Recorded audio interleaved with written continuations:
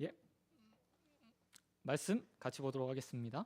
오늘 같이 볼 수 있는 하나님 말씀 누가복음 6장 12절에서 26절까지 말씀. 누가복음 6장 12절에서 26절까지 말씀입니다. 다 찾으신 줄 알고 우리 한 절씩 교독하도록 하겠습니다.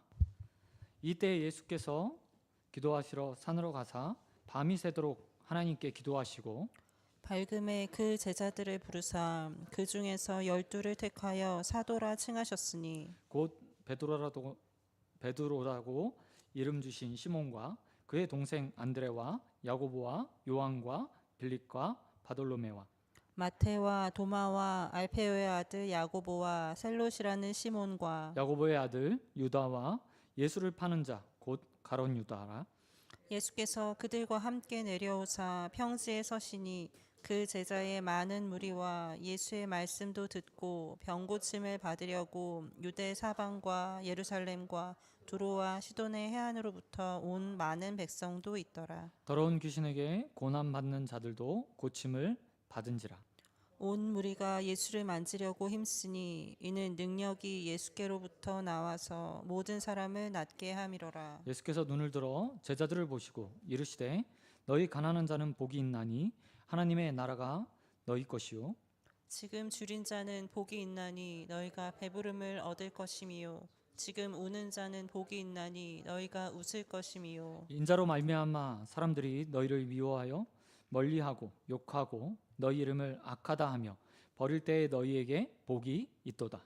그날에 기뻐하고 뛰놀라 하늘에서 너희 상이 큼이라. 그들의 조상들이 선지자들에게 이와 같이 하였느니라. 그러나 화 있을진저 너희 부요한 자여 너희는 너희에게 위로를 이미 받았도다. 화 있을진저 너희 지금 배부른 자여 너희는 줄이리로다. 화 있을진저 너희 지금 웃는 자여 너희가 애통하며 울리로다. 같이 읽겠습니다. 모든 사람이 너희를 칭찬하면 화가 있도다. 그들의 조상들이 거짓 선지자들에게 이와 같이 하였느니라. 아멘. 아멘. 여러분 말씀 가지고 말씀과 기도 그리고 지금의 헌신, 말씀과 기도, 지금의 헌신이라는 제목으로 말씀 같이 나누겠습니다. 우리는 주일마다 누가복음 강해 말씀을 계속해서 보고 있습니다. 벌써 22번째, 올해 처음 시작해서 22번째 말씀을 나누고 있습니다. 다른 말로 이야기하면 올해도 이제 30주만 있으면 이제 새해로 바뀌게 된다는 이야기입니다. 오늘 본문 12절과 12절부터 16절 말씀에 보면 예수님께서 부르신 12제자의 이름이 기록되어 있습니다. 그런데 그 이름이 기록된 자들을 보면 본문은 조금 다른 이름으로 부르고 있습니다. 13절에 보면 예수님께서 제자들을 부르셨고 그 중에서 12명을 택하사 사도라고 특별하게 칭하셨다라고 기록을 합니다. 우리가 보통 제자하면 12제자를 먼저 생각하는데 오늘 본문은 그 12제자의 이름을 뭐라고 불렀다고요? 사도라고 표현했다는 겁니다. 사복음서에서 제자라는 표현은 무려 233번 나옵니다. 그런데 사도라는 표현은 딱 10번 등장한다고 합니다. 그러니까 다시 말해서 12제자를 사도라고 부르는 것에는 아주 특별한 의미가 담겨 있다는 말입니다. 또한 본문에서는 예수님께서 제자들을 부르셨고 그 중에서 택하사 12명을 사도로 불렀다고 이야기합니다. 이 문장 그대로를 해석하면 예수님께 12제자 말고 수많은 다른 제자들이 존재했다는 사실들을 보여주고 있습니다. 우리는 예수님이 공생애를 시작하시면서 12제자만 부르시고 그들과 함께 사역했다고 생각하는데 본문은 그렇게 말하고 있지 않아요. 많은 제자들을 부르셨고 그 가운데서 택해서 12명을 사도라고 부르셨다라고 말하고 있습니다. 그런데 이들을 사도로 부른 이후에 이들이 나중에 어떻게 사역하는지 보면 왜 12명을 특별히 택했는지 알 수 있습니다. 12명의 사도라고 불렀던 자들은 예수님께서 훗날 승천하신 후에 그 예수님의 뜻을 받아서 교회를 세우는 일에 구약의 성막, 성전이라고 말할 수 있는 그 교회를, 성막을 대체하는 교회를 세우는 일에 온전하게 헌신하게 됩니다. 뿐만 아니라 열둘이라는 말 안에서 우리는 구약시대 이스라엘 12지파와 연관성이 있다는 사실도 발견할 수 있습니다. 이스라엘에 있어서 열둘이라는 수는 우리가 잘 알고 있는 3, 그다음에 7, 10, 12와 함께 완전수라고 이스라엘 사람들은 생각했습니다. 특별히 12지파로 인해서 12라는 숫자는 완전한 수, 가득 찼다라는 의미를 가지고 있었습니다. 그리고 예수님께서는 그 12제자를 택하시사 교회의 기초가 되는 자들로 세우시고 그들을 통해서 하나님의 교회를 온전하게 세워 가신 겁니다. 그런데 오늘 본문에서 이 12사도를 택하시는 장면보다 더 중요한 장면이 있습니다. 사실 성경에 한 사람 개인의 이름이 기록된다는 게 얼마나 기쁘고 중하고 또 영광스러운 일입니까? 수많은 제자 가운데서 특별히 뽑힌 12사도, 그리고 훗날 교회의 중심이 되는 이 사도들의 이름이 기록된다는 건 개인으로 봤을 때 굉장히 중요한 일이죠. 하지만 본문은 이 12의 이름을 기록함으로 그들이 중요한 사람이야 라고 말하기보다는 그 가운데 예수님께서 이들을 어떻게, 어떤 방식을 통해서 택하셨는가, 그것에 더 중심을 두고 이야기하고 있다는 겁니다. 여러분, 오늘 본문 말씀 12절 말씀을 보시기 바랍니다. 12절에 이렇게 기록되어 있습니다. 이때 예수께서 기도하시러 산으로 가사 밤이 새도록 하나님께 기도하시고, 예수님께서 제자들을 택하기 이전에, 날이 밝기 이전에 그 전날 밤부터 뭐 하셨다고 이야기하고 있습니까? 기도하셨다라고 이야기하고 있다는 거예요. 여러분, 예수님의 제자들의 면면을 우리는 잘 알고 있습니다. 예수님의 제자들의 3분의 1은 어부 출신이었습니다. 그 중에서는 세리도 있었고 열심당원도 있었고 그 직업이 불분명한 사람들도 있었습니다. 일반적으로 보면 그들은 그냥 유대 사회에서 흔히 볼 수 있는 구성원들이었어요.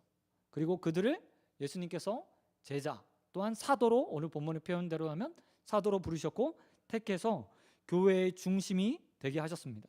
그런데 이 평범한 사람들을 부르시는 그 과정 가운데서 예수님께서 뭘 하셨다고 이야기하냐면 밤이 새도록 기도하셨다, 밤이 새도록 기도하셨다라고 말하고 있다는 겁니다. 여러분, 당시에 시간들 개념으로 보면 예수님은 최소한 물리적으로 10시간에서 12시간 이상 기도를 하신 겁니다. 해 떨어지는 그때부터 유대인의 저녁이 시작되는데요, 그때부터 해서 다음 날 날이 밝기까지 계속해서 예수님 기도하신 거예요. 그리고 나서 날이 밝자마자 동네를 다니시면서 제자 한 명을 택하시고 부르셔서 제자로 택해 주셨다는 겁니다. 그런데 이 기도하셨다라는 표현이요, 헬라어로 보면 굉장히 중요한 표현인 것을 알 수 있어요. 오늘 본문 말씀 12절에 한글 개역 성경은 이렇게 기록하고 있습니다. 하나님께 기도하시고 라고 번역되어 있어요. 그런데 이 번역을 헬라어로 더 자연스럽게 번역하면 이렇게 번역하는 것이 맞습니다. 하나님이 인도하시는, 혹은 하나님이 주도하시는 기도, 이런 표현이 더 맞아요. 문자 그대로만 직역하면 하나님의 기도라는 표현인데, 이것을 번역하게 자연스럽게 번역하면 하나님께서 인도해 주셨다, 주도해 주셨다, 이끄셨다, 기도할 수 있도록 만들어 주셨다라는 표현이 더 정확한 거예요. 다른 말로 이야기하면 이런 예수님의 모습을 통해서 우리가 이 땅에 살아가는 동안에 무엇인가 생각하고 선택하고 결정하는 일들을 어떻게 해야 되는가라는 것들을 보여주고 있는 거죠. 훗날 자신의 일 대신에 교회를 이끌 사도를 택하시면서 주님은 자신의 뜻이나 생각이나 기준으로 선택하신 것이 아니었다는 겁니다. 철저하게 하나님 앞에 나가서 기도하셨어요. 그런데 그 기도하는 순간마저도 어떻게 기도하셨냐? 하나님의 인도하심을 따라, 하나님께서 그 마음을 주도하심에 따라, 이끌어 주심에 따라 그것들을 가지고 하나님의 뜻을 간구하며 기도했고, 모든 기도를 다 마치신 후에 나아가 제자를 선택하셨다는 겁니다. 그리고 그 모습을 통해서 우리에게 말씀하시는 거죠. 너희가 어떤 선택을 할 때, 중요한 선택을 하든 작은 선택을 하든 상관없이 분명 하나님 앞에 기도하며 무엇인가 선택해야 되고, 또한 그 기도하는 순간 그 기도가 하나님의 주도하심이 있을 때까지 기도해야 된다 라고 말하고 있습니다. 말씀하고 있는 겁니다. 여러분, A.W. 토저 목사님이라는 목사님이 있습니다. 그 목사님의 기도라는 책에 보면 기도의 표현을 하면서 이렇게 표현하세요. 기도를 통해 기도하게 하라. 기도를 통해 기도하게 하라. 기도할 수 있을 때까지 기도하라 라는 표현이 있어요. 이게 뭐냐면 우리는 기도가 내 생각, 내 뜻을 하나님 앞에 다 쏟아내는 것이라고 생각해요. 내 마음을 다 하나님 앞에 드리는 거라고 생각해요. 그런데 오늘 예수님도 그렇고 또 많은 목회자들도 이야기하는 것이 무엇이냐면 기도는 하나님이 나를 이끌어 가시는 거야. 기도의 제목들마저도, 구하는 것마저도 다 하나님께서 주시는 거야. 그러니 기도할 수 있을 때까지, 하나님께서 너의 기도를 주도할 때까지, 너의 기도를 인도해 주실 때까지 하나님 앞에 기도해 라고 말하고 있다는 거죠. 저는 이 모습을 보면서 저와 여러분의 기도가 이런 예수님의 기도를 닮은 모습이 되었으면 좋겠다라고 생각했습니다. 우리의 소원 말하고 그냥 난 이제 다 빌었으니 끝났어 라고 일어나는 것이 아니라 주님께서 내게 어떤 기도를 하기 원하시는가, 무엇을 간구하기 또한 원하시는가, 뿐만 아니라 주기도문에 나와 있는 것처럼 하늘의 뜻이 무엇이고 아버지가 원하시는 것이 무엇인가 알고 그 하나님의 뜻을 위해서, 하나님 나라를 위해서 기도할 수 있는 자들이 되어서 언제나 기도의 자리를 지키는 저와 여러분이 되시길 우리 주님 예수 그리스도의 이름으로 축원드립니다. 그런가 하면 두 번째로 오늘 본문은 예수님의 사역에 대해서 소개하고 있습니다. 예수님은 제자들을 택하신 이후에 평지로 나가셔서 오늘 본문 말씀에 보니까 말씀을 가르쳐 주셨습니다. 제자들과 함께 평지로 나가시자 사방에서요 사람들이 몰려왔어요. 본문 17절 말씀에 보면 유대 사방에서, 예루살렘에서, 두로와 시돈에서 많은 사람들이 예수님께 나왔다고 이야기하고 있습니다. 유대와 예루살렘은 말 그대로 이스라엘 땅, 유대인들이 살고 있는 땅이었습니다. 그러나 두로와 시돈은 그 외의 사람들, 사마리아 사람들과 이방인들이 섞여 사는 땅이었어요. 그런데 예수님께서 사역을 하시자 평지에 나가서 말씀을 전하시려고 하고 또 많은 사람들을 만나려 하자 이곳저곳에서 예수님의 소문을 듣고 많은 사람들이 찾아왔다고 이야기합니다. 그리고 예수님께서 그렇게 찾아온 사람들에게 하나하나 능력을 베풀어 주세요. 귀신을 쫓아내시고 사단의 권세 아래 있었던 자들을 18절 말씀해 보니까 해방시켜 주셨다라고 말하며 예수님의 귀한 사역에 대해서 분명하게 이야기하고 있습니다. 귀신을 쫓아내고 해방시켰다라는 것은요 다른 말로 이야기하면 이렇게 표현할 수 있어요. 하나님의 나라를 세워 가신다. 하나님 나라를 세워 가신다.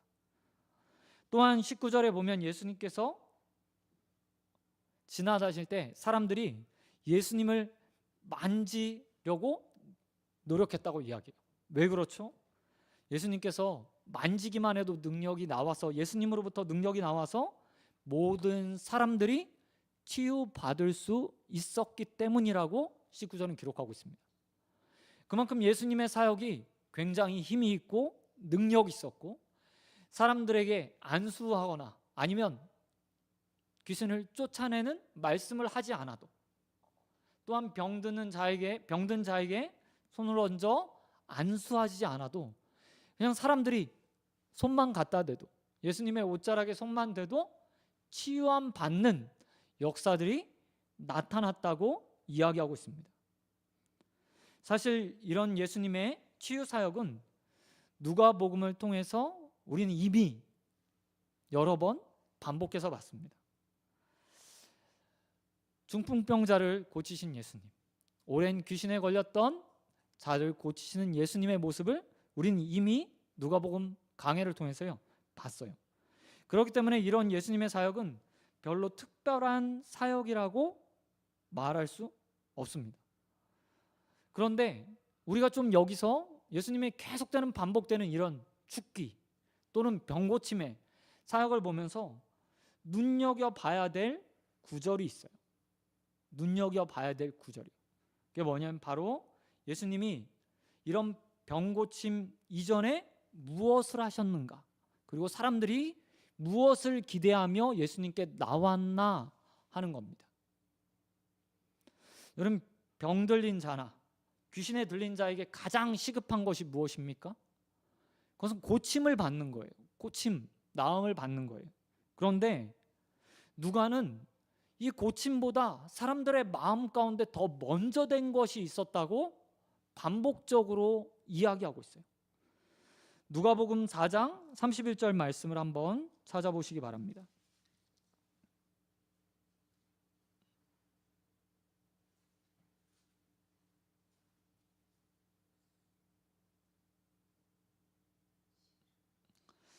(31장) 보면 갈릴리 가버나움 동네에서 내려오사 안식일에 가르치시매 라고 말하면 예수님의 사역이 뭐에 집중되어 있죠?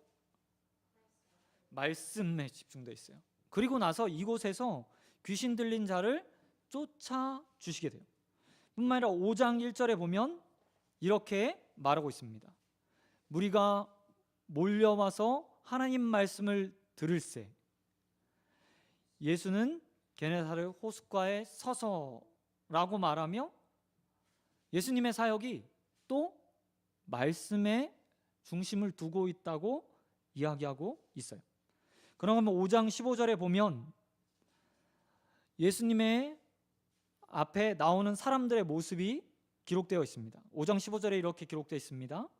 예수님의 소문이 더욱 퍼짐에 수많은 무리가 말씀을 듣고 자기 병을 고침을 받고자 하여 모여오더라.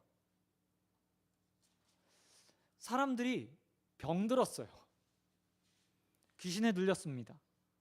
그들의 중심이 치료받는 것에 있을 것 같아요. 그런데 5장 15절에는 뭐라고요? 말씀을 듣고 그 후에 치유만 받기 위해서 라고 이야기하고 있다는 거죠. 그리고 오늘 본문도 똑같이 이야기하고 있습니다. 똑같이 이야기하고 있어요. 17절 말씀 보시기 바랍니다. 같이 읽겠습니다. 시작. 예수께서 그들과 함께 내려오사 평지에 서시니 그 제자들이 많은 무리와 예수의 말씀을 듣고 병고침을 받으려고 유대 사방과 예루살렘과 두루와 시돈 해안으로부터 온 많은 백성이 있더라. 이상해요. 예수님의 소문이 사방으로 퍼졌습니다. 예수님께서 죽기도 하고 또한 병고침도 해주신다는 사실을 사람들이 계속 들었어요. 그런데 사람들의 마음에 먼저 된 것을 누가는 이렇게 표현하고 있어요. 말씀을 듣고 병 고치러 왔어. 아무래도 이 모든 표현은요, 누가가 의도적으로 사용한 것으로 보여요. 다른 말로 이야기하면 예수님의 중심 사역이 무엇인가를 가르쳐주기 위한 의도적 표현이라는 거죠. 어쩌면 누가 생각과 달리 사람들의 마음 가운데는 말씀보다 병고침의 능력을 보거나 아니면 그것을 경험하는 것에 더 중심을 두었을 수도 있습니다. 하지만 누가는 예수님을 직접 보지 못했던, 특별히 누가복음의 대상자들이었던 헬라권에 있는 그리스도인들을 향해서 예수님의 사역은 무엇인가 치료해주고 고쳐주고 삶을 개선시켜 주는 데 있는 것이 아니라 말씀의 중심에 있다라는 것들을 더 가르쳐주고 강조하기 위해서 말씀이라는 단어를 더 강조해서 썼던 것으로 보여져요. 그리고 우리에게도 똑같이 누가는 말하고 있는 거죠. 여러분, 예수님을 믿는 목적이 무엇입니까? 왜 우리는 교회에 나와서 예배를 하죠?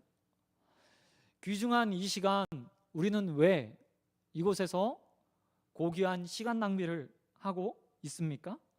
많은 사람들은 이날 쉬고 몸을 정비하고 아니면 자신의 미래를 위해서 시간들을 투자하고 있는데 왜 우리는 이 주일, 이 화창한 날, 이렇게 날씨 좋은 날 이곳에 와서 앉아서 찬양하고 헌금, 내 물질을 들여 헌금을 하고 재미없는 설교를 들으면서 앉아 있는 거죠?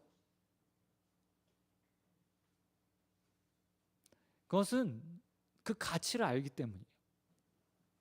무엇보다 우리의 생명을 살리는 것이 예수 그리스도의 말씀에 있고 말씀의 사모함이 또한 우리에게 영원한 생명을 허락하며 구원의 기쁨과 감격들 준다는 사실을 알고 있기 때문이죠.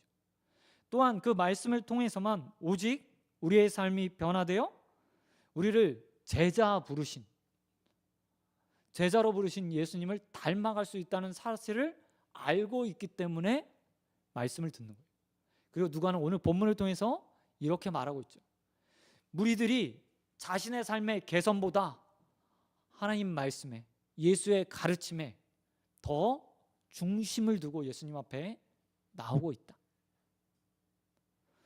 저와 여러분도 예수님을 만나기 위해 나왔던 그 무리들과 같은 마음으로 언제나 이 예배의 자리에 나올 수 있게 되길 소원드립니다.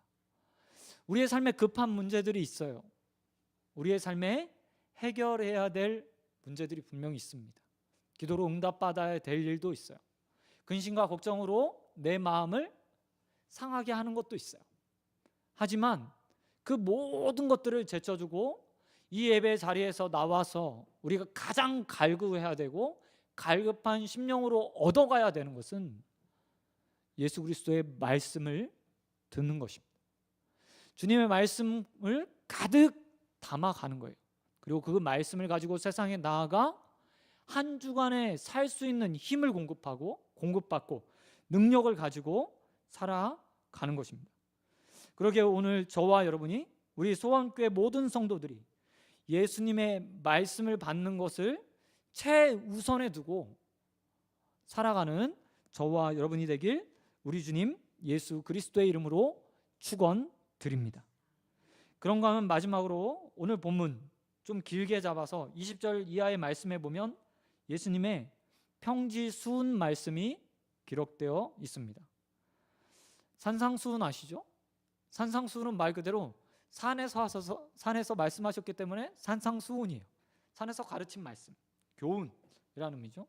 근데 오늘 본문은 평지에서 가르쳤다라고 해서 평지수훈이라는 제목이 일반적으로 붙어져 있는 말씀입니다. 그리고 이 평지수훈은 산상수훈 말씀과 아주 흡사하고 유사하고 비슷해요. 내용도 거의 그대로라고 말할 수 있어요. 20절에서 26절 말씀해 보면 분명히 그 가르침이 분명하게 드러나 있습니다. 그리고 그 가르침에는 두 부류의 사람들이 존재해요. 두 부류의 사람들. 하나는 복 있는 자, 또 하나는 화 있는 자. 이 두 부류가 분명하게 대조되고 있습니다. 먼저 복 있는 자들의 모습을 보면 가난한 자, 줄인 자, 우는 자 라고 표현하고 있어요. 반대로 화를 당하는 자들은 누구죠? 부유한 자, 배부른 자, 웃는 자가 화가 있을 거라고 이야기하고 있습니다. 이런 예수님의 가르침은 우리가 생각하는, 일반적으로 생각하는 예수 믿는 사람들의 일상과 기대와 바라는 것과는 전혀 반대예요. 우리는 예수를 믿으면서 기대하는 것이 있습니다. 그것은 삶이 윤택해지는 거예요. 우리 한국 기독교가 한참 부흥기를 이루었던 1960년, 70년, 80년대 사람들이 가장 바라는 것이 무엇이었죠? 그것은 교회 나오면, 예수 믿으면 복 받는다. 소위 말하면 번영신학 복음, 번영신학의 복음을 가지고 우리 한국 교회가 급성장했습니다. 경제 성장과 함께 교회는 끊임없이 예수를 믿으면 복 받아 라는 메시지를 통해서 함께 성장해 갖고 교회는 정점을 이루었어요. 그리고 여전히 교회에 나오는 사람들의 대부분은 그 가운데 번영신학의 마음들을 가지고 있습니다. 주님을 믿으면 내 삶이 좀 달라지겠지. 주님을 믿으면 내 삶이 부유해지겠지. 주님을 믿으면 내가 웃을 수 있는 일들이 많아지겠지. 내 병이 치료함 받을 수 있겠지 라는 생각들을 가지고 있어요. 그런데 오늘 주님은 그런 마음을 가지고 있는 우리에게 직격탄을 날리고 있습니다. 아니, 그런 자들은 화당할 자, 화당할 자야. 부유한 자, 배부른 자, 웃는 자들은 화당할 자야 라고 말하며 우리의 마음에 정반대되는 가르침을 주고 계신 거예요. 예수님은 왜 이런 말씀을 하셨을까요? 그것은 당시에 하나님을 믿는다고 말하는 자들과 누가복음을 받고 있는 자들의 형편과 상황 때문이었습니다. 본문에서 부유한 자, 배부른 자, 웃는 자의 대상이 되는, 예수님의 말씀에 1차 대상이 되는 자들은 당시에 부유했던 종교 지도자들, 바리새인과 서기관, 대제사장들과 같은 자들이었습니다. 이들은 로마의 지배 아래에 있었던 유대 사회 가운데서도 중심층에 살고 있으면서 로마의 지배에 별 영향을 받지 않는 자들이었어요. 하지만 이런 자들은 예수님과 끊임없이 뭐 하죠? 갈등과 대립을 하며 예수님을 거부합니다. 지난주에 보니까 예수님을 어떻게 하려고 했습니까? 오히려 죽이려고 했던 자들이 이 바리새인과 서기관들, 기득권, 많은 것들을 가진 자들이었어요. 그와 반대로 그와 같이 또한 누가복음을 받고 있는 1차 수신자들도 마찬가지였습니다. 이들은 바로 데오빌로와 같은 자들이었어요. 누가복음을 쓰면서 누가는 누가복음의 수신자를 기록하고 있습니다. 그 수신자의 이름은 바로 데오빌로였어요. 그리고 그를 누가는 이렇게 부르죠. 가카라는 표현은 총독이거나 최소한 그와 비슷한 위치에 있었던 고위 관직자들을 부를 때 사용한 단어였습니다. 그런데 이들이 예수를 믿기 시작한 거예요. 하지만 이들이 한참 개종을 하고 예수를 믿기 시작한 이후에 문제가 생겼습니다. 바로요, 노마의 박해가, 암암리에 시작됐던 노마의 박해가 점점 노골화되는 상황이었어요. 그리고 이 누가복음을 받는 자들에게 갈등이 생기기 시작한 겁니다. 계속 내가 누리고 있는 부를 누릴 것인가, 아니면 내가 떳떳하게 예수 그리스도인다는 사실을 드러내고 가난한 자가 되거나 박해를 받거나 욕을 먹거나 하며 살 것인가 선택해야 되는 상황에 놓이게 된 거예요. 그리고 누가는 그것들을 생각하면서 예수님의 말씀을 기록해서 누가복음을 쓰고 있죠. 1차 수신자였던 자들에게 이렇게 말하고 있는 겁니다. 예수님께서 수십 년 전에 평지에서 제자들에게 말씀하셨다. 예수를 믿지 않는 자들이 아니라 예수를 따르고 있는 자들에게 말씀하셨다. 가난한 자에겐 복이 있다. 줄인 자에겐 복이 있다. 또한 우는 자에겐 복이 있다라고 말씀하셨다라고 가르쳐 주고 있는 거예요. 그리고 독려하는 거죠. 지금 네가 누리고 있는 기쁨, 배부름, 즐거움, 그것 예수를 위해서 버릴 준비가 되어 있어야 돼. 언제든지 예수와 맞바꿀 수 있는 준비가 되어 있어야 돼 라고 로마의 고위 관직에 있었던 높은 지위에 있어 많은 걸 누렸던 사람들에게 지금 권면하고 있는 겁니다. 그런데 그 권면에서요, 우리가 눈여겨볼 한 단어가 있어요. 그게 뭐냐면 바로요, 지금이라는 단어예요. 지금. 너희 가난한 자는 복이 있나니 하나님의 나라가 너희 것이며 지금 줄인 자는 복이 있나니 지금 우는 자는 복이 있나니 라고 말하며 지금이라는 단어를 계속해서 누가는 사용하고 있습니다. 뿐만 아니라 당하는 화를 이야기하면서요, 또한 이렇게 말해요. 25절에 보니까 화 있을진저 너희 지금 배부른 자여. 그리고 다음에 웃는 자에게도 이렇게 말하죠. 화 있을진저 지금 웃는 자여.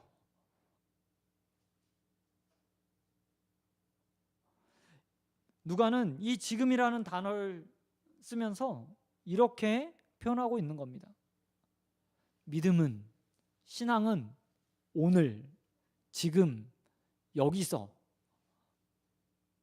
행하는 거야 라고 말하고 싶은 거죠. 우리는 예수를 따르는 데 있어서 비난받고 어려움 당하고 또한 고난 받을 수 있다는 사실들을 너무나 잘 알고 있습니다. 성경에서 끊임없이 마지막 때, 종말의 때 성도들이 어떤 대우를 받게 될지에 대해서 이야기하고 있어요. 그래서 우리는 대비를 하고 있죠. 이런 일 당할 거야. 어려움이 있을 거야. 우는 날도 있을 거야. 배고픔도 있을 거야. 주림도 있을 거야. 누가 날 욕하는 일도 있을 거고 또 나에게 악하게 대하는 일도 있을 거야. 알고는 있어요. 하지만 우리 마음속에 이런 생각을 가지고 있죠. 지금은 아니었으면 좋겠다. 하지만 누가는 우리에게 이렇게 말하고 있습니다. 아니, 언제든지 주님을 따르는 데 있어서 배고픔도, 가난함도, 주림도, 또한 웃음이 사라져 슬픔이 가득한 날도, 욕을 먹는 것도, 미움 받는 것도, 악한 일들을 당하는 것도 지금 감수할 수 있어야 돼.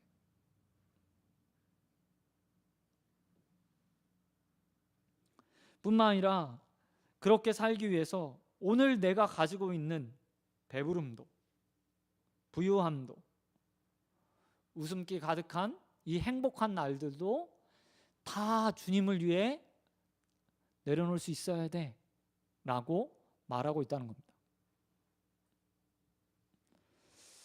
사랑하는 소원교회 성도 여러분, 준비되셨습니까?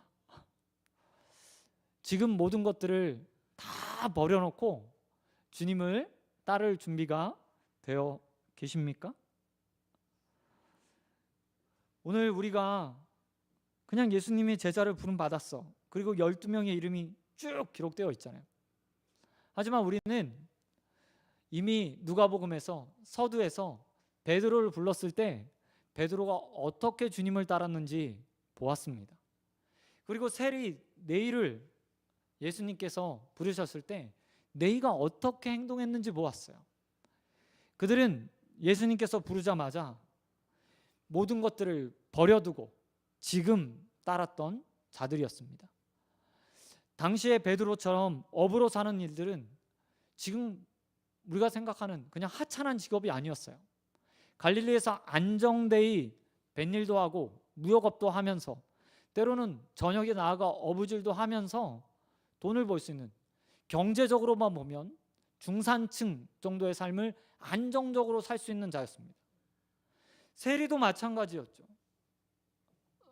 비록 매국노라는 소리를 들었지만 경제적으로 그들은 다른 사람들 것을 빼앗아 착복함으로 안정된 삶을 누릴 수 있는 사람이었어요.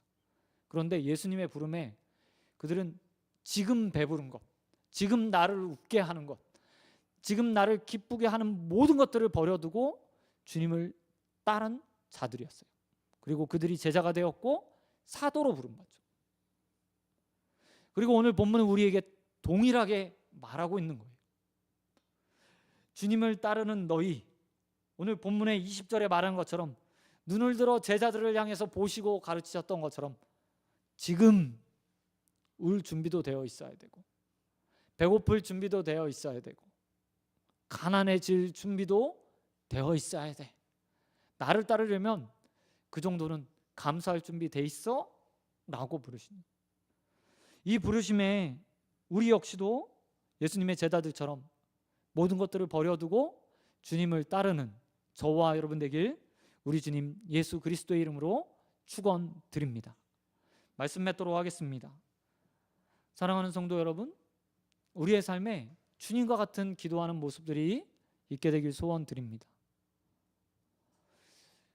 우리의 기도가 그저 쏟아내는 기도가 아니라 하나님께 이끌림 받는 기도, 하나님의 뜻을 간구하는 기도가 되었으면 좋겠어요. 때로는 그렇게 기도드리기 위해서 주님처럼 밤을 새도록 기도할 수 있는 기도의 사람들이 되어지길 주님의 이름으로 축원드립니다. 뿐만 아니라 우리의 삶에 우리 언제나 가장 먼저 말씀을 사모할 수 있는 인생들이 되어지길 소원드립니다. 해결돼야 될 많은 문제들이 있죠. 어려움들이 있어요. 지금 당장 주님께서 해결해 주지 않으면 안 되는 시급한, 어쩌면 나의 목숨과 경각이 달린 그런 문제들이 있을지도 모르겠습니다. 그러나 오늘 예수님 앞에 나왔던 많은 무리들은 그 삶의 중심에 가장 먼저 우선순위에 두었던 것이 예수님의 말씀을 듣고자 하는 것이었어요. 진리의 말씀을 듣고자 하는 것이었어요. 자신의 육체의 질병들, 귀신 들림을 해결하는 것보다 자신의 영혼을 살찌우고 살릴 수 있는 예수 그리스도의 말씀을 듣고자 하는 마음으로 주님 앞에 나왔다고 이야기합니다. 그리고 그 모습을 우리에게 닮아가라고 이야기하죠. 이 예배의 자리는 주님의 말씀을 듣기 위한 자리입니다. 나의 영혼을 소생시키고 새 힘을 주실 주님의 말씀을 듣는 자리입니다. 그러기에 모든 것들을 뒤로하고 주님의 말씀 듣기를 가장 사모할 수 있는 자들 되길 주님의 이름으로 축원드립니다. 그리고 마지막으로 지금 주님을 따르십시오. 우리에게 많은 날이 있지 않습니다. 오늘 배불러, 오늘 웃는 것, 오늘 기뻐하는 것, 오늘 누리는 것 너무나 중요하죠. 하지만 그보다 더 중요한 것은 오늘 지금 주님을 따르는 것입니다. 때로는 우리가 가진 모든 것들을 다 포기해야 될 수도 있어요. 하지만 주님께서 그렇게 포기하고 따르는 자들에게 복이 있다고 말씀하십니다. 주님이 이렇게 말씀하셨습니다. 너희 가난한 자는 복이 있나니 하나님의 나라가 너희 것이며 지금 줄인 자는 복이 있나니 너희가 배부를 것이며 지금 우는 자는 복이 있나니 너희가 웃을 것이며 인자로 말미암아 사람들이 너희를 미워하며 멀리하고 욕하고 너희 이름을 악하다 하여 버릴 때에도 너희에게 복이 있도다. 세상의 복이 아니라 오늘 주님께서 우리에게 말씀하신 복을 취하고 얻는 우리 모두가 되길 우리 주님 예수 그리스도의 이름으로 축원드립니다. 시간 기도하도록 하겠습니다. 하나님 아버지 감사합니다. 하나님 우리의 삶에 함께 하시고 또 동행하시며 우리를 제자 불러주셔서 주님 닮아갈 수 있는 기회들을 허락하신 하나님 너무나 감사드립니다. 하나님 우리 먼저 주님의 기도하는 모습을 꼭 닮아가는 자들 되게 하여 주시옵소서. 하나님의 뜻을 알기 위해 하나님께서 원하시는 것을 위해 또한 하나님께 이끌림 받기 위해 날이 새도록 기도하셨던 그 예수님처럼 우리의 인생이 기도하는 인생 되게 하여 주시옵시고 주님의 뜻을 따라 살아가는 인생들 되어질 수 있도록 은혜 베풀어 주시옵소서. 또한 이 예배하는 자리에 가장 먼저 하나님 말씀 사모함으로 나오는 자들 되게 하여 주시옵소서. 예배는 하나님을 향한 섬김이 아니라 주님께서 주시는 말씀의 은혜를 누리는 것임을 믿게 하여 주시옵시고 그 가운데 하나님께서 주시는 말씀들을 가득 채우고 또 세상에 나가 하나님께서 원하시는 일상의 예배들을 드리는 자들 되어주시도록 은혜 베풀어 주시옵소서. 뿐만 아니라 오늘 주님 앞에 모든 것들을 내려놓고 주님을 따르는 자들 되길 소원합니다. 이 땅에서 많은 것을 누리며 화 있는 자로 살아가는 것이 아니라 지금 주님 앞에 복 받는 자로 서 있기 원하오니 주님을 위해 우리가 가진 모든 것이라도 내어 주님을 따르기에 주저하지 않는 자들 되어질 수 있도록 은혜 베풀어 주시옵소서. 이제는 우리 주 예수 그리스도의 은혜와 한량없는 하나님의 사랑과 성령의 교통하심이 지금 이 시간 주님을 따르기 원하며 주님께서 주시는 복을 누리기 원하는 소원교회 성도들과 또한 공예배로 하나님 앞에 나와 예배드리는 모든 자들 위해 영원토록 함께 있을지어다. 아멘.